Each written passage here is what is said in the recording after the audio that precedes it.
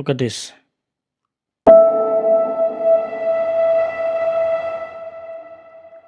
បាទថ្ងៃនេះខ្ញុំឃើញបងអូនហនុមានអង្គរគាត់ជាអ្នកថតរូបសត្វស្លាបក៏ដូចជាថតរូប street និងភាសាទូទៅហើយគាត់ជា guide ផងដែរអញ្ចឹងថ្ងៃនេះគឺគាត់ផុសរូបសត្វចង្កៀលខ្យងមួយដែលជាប់តាក់បាទហើយ touching មែនទែនបាទអញ្ចឹងរូបនេះមើលទៅគឺអណោចធម៌មែនទែនបាទយើងមើលគឺសត្វចង្កៀលខ្យងមួយក្បាលហោះជាមួយនឹងតាក់របស់ print បាទរបស់មនុស្សយើងហ្នឹងបាទដែលព្យាយាមដាក់តាក់ចាប់យកទៅធ្វើជាចំណីបងប្អូនអើយហូបសាច់មាន់ល្អជាងទុកសត្វសម្រាប់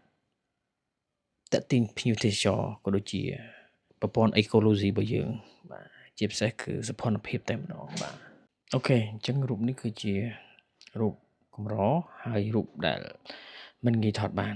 ហេតុអីបានថាមិនងាយថតបានព្រោះថាយើងមើលទៅទិដ្ឋភាពនេះគឺតាក់ធំបាទអញ្ចឹងអត់ងាយសត្វណា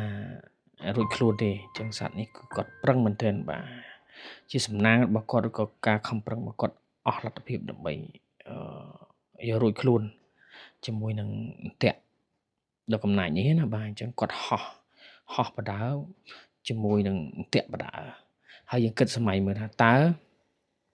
ដូចហនុមានគាត់សេអញ្ចឹងបាទតើយើងសម័យមើលថាតើគាត់ដោះរបៀបម៉េចបាទឬក៏ចាំឲ្យទាល់តែដាច់ម្រាមគាត់ទើបគាត់មានសំណាង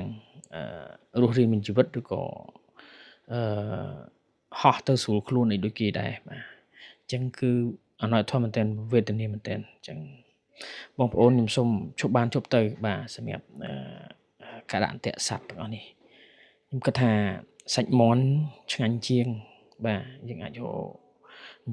មុខរបរចាំមាន់ចាំអីទៅល្អជាងបាទអញ្ចឹង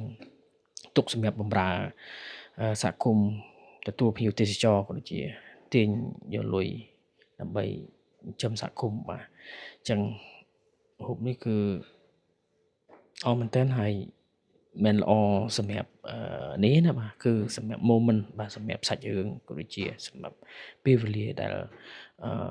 អាចថតបាននិយាយយ៉ាងគឺអត់ងាយរួចខ្លួនទេអន្ទាក់ប៉ុណ្ណេះបាទហើយគ្នាខំប្រឹងអញ្ចឹងអរគុណមែនទែនសម្រាប់ហនុមានដែលគាត់បានផ្សព្វផ្សាយក៏ដូចជាថតរូបនេះបានសង្ឃឹមថាបងប្អូនយើងចូលរួមស្រឡាញ់សត្វស្លាបក៏ដូចជាសត្វព្រៃ